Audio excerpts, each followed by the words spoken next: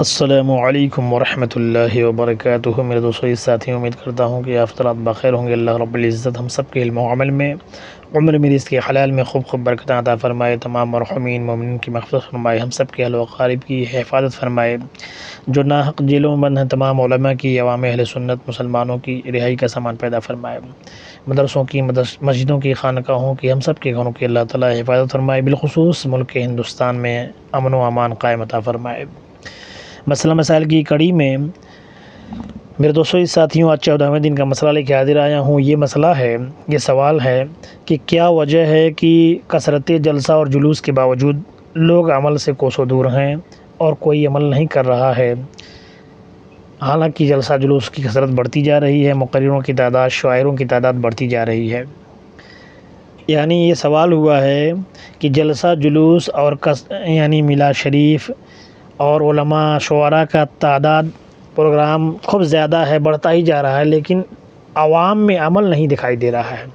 اگر کسی سے پوچھ لیا جائے نماز پڑھنے کا طریقہ تو نہیں معلوم ہے، وضو کرنے کا طریقہ تو نہیں معلوم ہے، غسل کا طریقہ تو نہیں معلوم ہے، کوئی دعا پوچھ لی جائے، کوئی سورت پوچھ لی جائے تو نہیں معلوم ہے۔ کیا وجہ ہے اس کی؟ تو اسی وجہ اور سبب کو لے کے قرآن و حدیث کی روشنی میں آیا ہوں، تاکہ آپ سمجھیں اور بوجھیں کہ کیا یہ بات صحیح ہے یا غلط ہے۔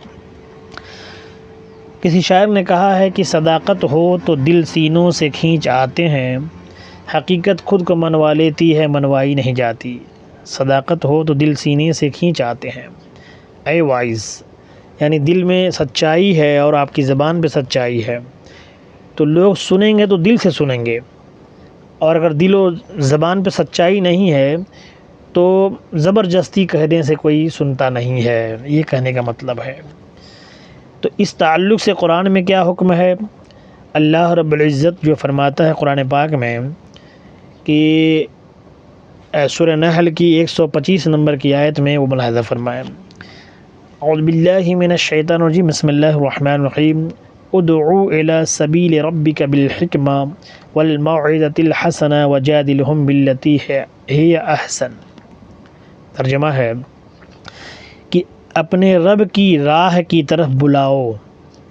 کس کو بلاؤ؟ لوگوں کو، ایمان والوں کو، پکی تدبیر اور اچھی نصیحت سے۔ پکی تدبیر اور اچھی نصیحت کا مطلب کیا ہے؟ آگے فرماتے ہیں کہ ان سے اس طریقہ پر بحث کرو جو سب سے بہتر طریقہ ہو۔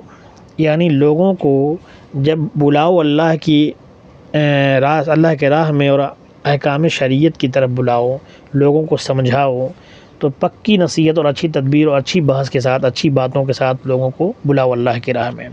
لیکن آج کل کے مقررین کا حال آپ جانتے ہی ہیں، جو سب سے زیادہ منہ پھٹ ہے، سب سے زیادہ قصہ کہانی سنانے والا ہے، اسی کا قبضہ ہے اسٹیجوں پر۔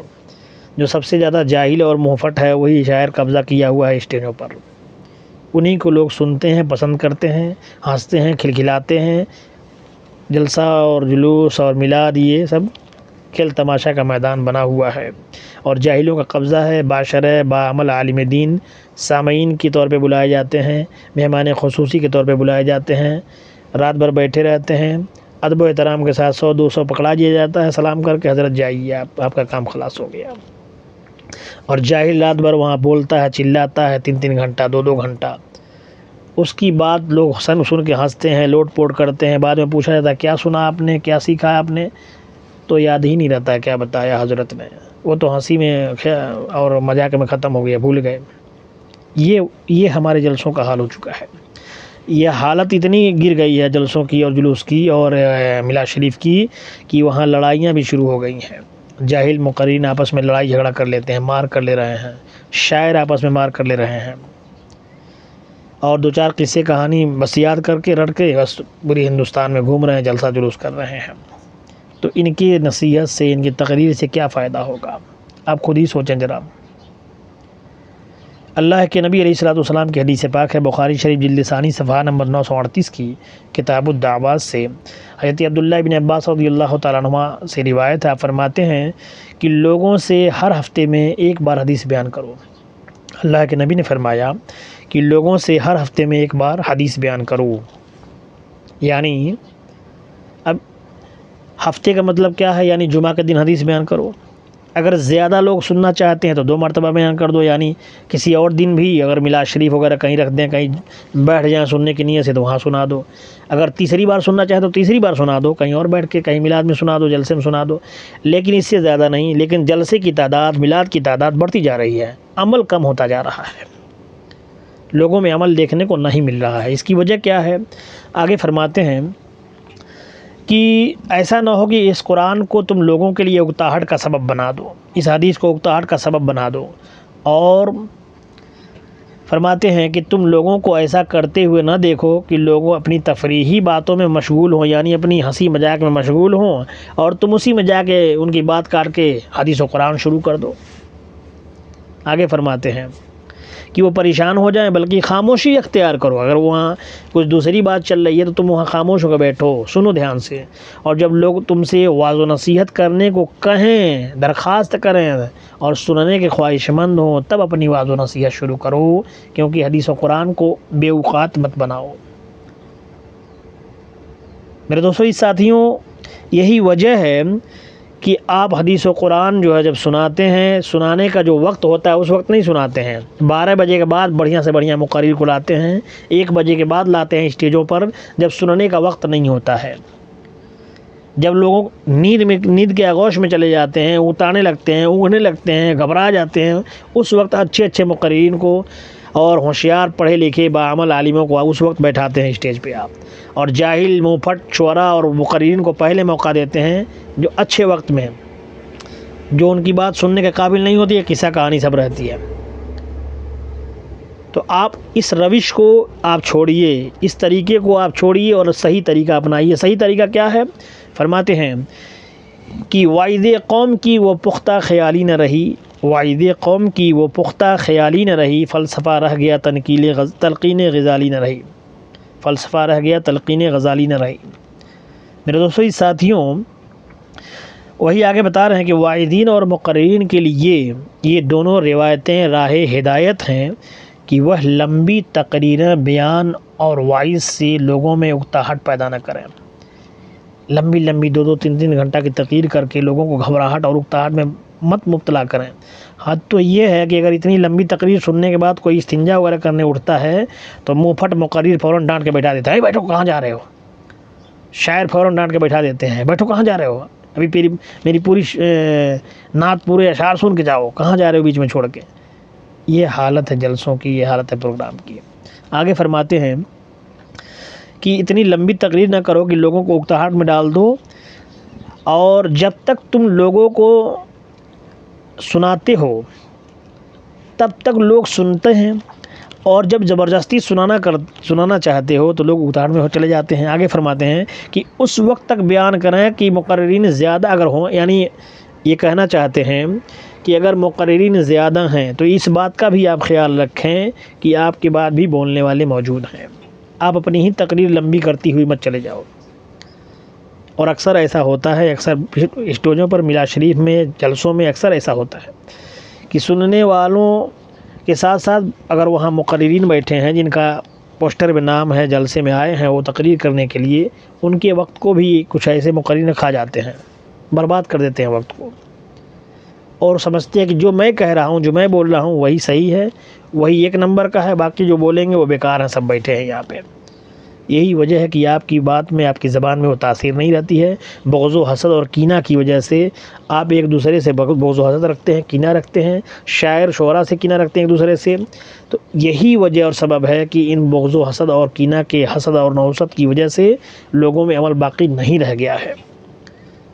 آپس میں آپ اختلاف نہیں کرتے تو عوام میں آج عمل دیکھنے کو ملتا، لیکن آپ کے اختلاف، آپ کے بغض و حسد کو دیکھ کر کے، آپ کے بے عملی کو دیکھ کر کے اللہ تعالیٰ نے ان کے درمیان سے برکت اٹھا دیا ہے، عمل کی برکت اٹھا دیا ہے۔ آگے فرماتے ہیں کہ اگر مقررین زیادہ ہیں تو جامع اور مختصر گفتگو کرو، اور جامع اور مختصر بات کرو تاکہ تمہاری بات لوگوں تک صحیح طریقے پر پہنچے۔ اور یہی آیت آگے آتی ہے، ادعو الی سبیل ربک بالحکمہ والموعظۃ الحسنہ وجادلھم باللتی ہی احسن، کہ لوگوں کو رب کی راہ کی طرف پکی تدبیر اور اچھی نصیحت سے بلاؤ، اور اس طریقہ پر بحث کرو جو سب سے بہتر طریقہ ہو۔ تو اور جو اپنے آپ کو مطلب اپنے آپ ہی کو سب کچھ سمجھ لیتے ہیں، ان کے بارے میں شاعر نے کہا ہے تو خود کو فرشتہ نہ سمجھ اے واعظ ناداں، تو خود کو فرشتہ نہ سمجھ اے واعظ ناداں، دنیا میں تیرے رنگ کے انسان بہت ہیں۔ تو جیسے بہت سے مقرر پڑے ہوئے ہیں تو اپنے آپ ہی کو سب کچھ مت سمجھ لے۔ اب نصیحت آخر میں کرتے ہیں کہ جلسہ اور کانفرنس کرانے والے حضرات اس باطل اور جھوٹے خیال کو چھوڑ دیں کہ جلسہ کا رات بھر ہونا ضروری ہے۔ جلسہ کا رات بھر ہونا ضروری نہیں ہے، بلکہ جلسہ کی کامیابی کے لیے یہ ضروری ہے کہ مناسب وقت پر جلسہ کا آغاز اور شروعات ہو اور مناسب وقت پر ختم ہو جائے، اور جماعت کی نماز ادا ہو جائے، جماعت کے ساتھ انسان نماز مغرب عشاء فجر ادا کر سکے اور نماز میں کوئی خلل واقع نہ ہو، اور سننے والے اس انتظار میں نہ بیٹھے ہوں کہ جب خصوصی مقرر آئیں گے، خصوصی شاعر آئیں گے تبھی ہم جائیں گے سننے، بلکہ آپ وقت پہ پروگرام شروع کر کے وقت پر آئے ہوئے خصوصی مقررین، خصوصی شعراء کو پیش کر دیں، اور اپنے اسٹیجوں پر، اپنے جلسوں میں ان علماء کو، ان شعراء کو آپ مدعو کریں جو حقیقت میں شریعت کے پابند ہوں، بعمل شرع، باشرع عالم دین ہوں۔ آج کل کے علماء اور شعراء کو آپ دیکھ رہے ہیں، سمجھ رہے ہیں اچھی طریقے سے۔ اپنی جلسے کی کامیابی کے لیے ان کو مت بلائیے، عوام کی خدمت کے لیے، عوام میں عمل پیدا کرنے کے لیے جلسہ کرائیے آپ لوگ، عوام کو سدھارنے کے لیے، اصلاح امت کے لیے آپ جلسہ کروائیے۔ اپنی واہوائی اور اپنے جلسے کی کامیابی، مدرسے کی کامیابی کے لیے مت بلائیے علماء اور شعراء کو، دنیا دار اور منہ پھٹ علماء اور مقررین اور شعراء کو مت بلائیے۔ ایک سے ایک بہتر سے بہتر نصیحت کرنے والے باعمل اور باشرع عالم اور شاعر پڑے ہوئے ہیں، لیکن ان کو چھوڑ کر کے آپ لوگ بلاتے ہیں جاہلوں کو، جو کسی دوسرے عالم کی اور شاعر کی قدر نہیں کرتے۔ اللہ تعالی ہم سب کو نصیحت دے اور کہی ہوئی باتوں پر عمل کرنے توفیق بخشے۔ اگر میری بات اگر کڑوی لگے تو مجھے معاف کر دیجیے گا، اور صحیح بات لگے تو لائک کمنٹ شیئر ضرور کریے گا اور سبسکرائب کر لیجیے گا۔ السلام علیکم ورحمۃ اللہ وبرکاتہ۔